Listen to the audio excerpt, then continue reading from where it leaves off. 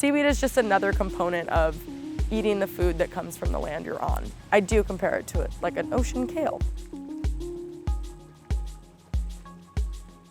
We are the biggest land-based seaweed farm in the country, and one of the few that are growing dulse. Dulse is a type of red seaweed that grows along the Oregon coast, but it kind of looks like a little fluffy red kale. Oregon Seaweed was founded in 2015, and our first facility was installed in Bandon. So in Bandon we have 10 tanks. This farm they doubled the size of, so in Garibaldi we have 20. Each tank can hold about 400 to 500 pounds of seaweed. This stuff grows at about 200 grams per square meter per day in a tank that's bubbling like this. We think there's a big market for fresh seaweed in the market because we see it as a replacement for kale.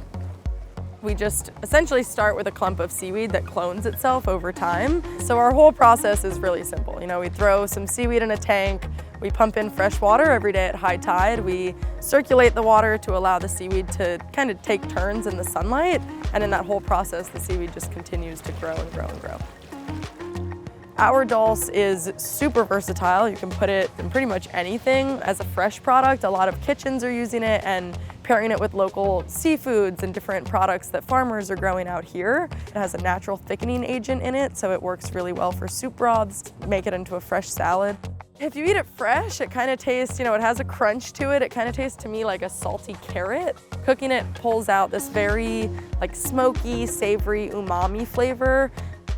It turns out it's kind of like Oregon wine in that the varietal down in Bandon is a little bit different than up here. So it's water, it's all that cool stuff. So we're gonna kind of call it we're the Pinot Noir of seaweeds, isn't it?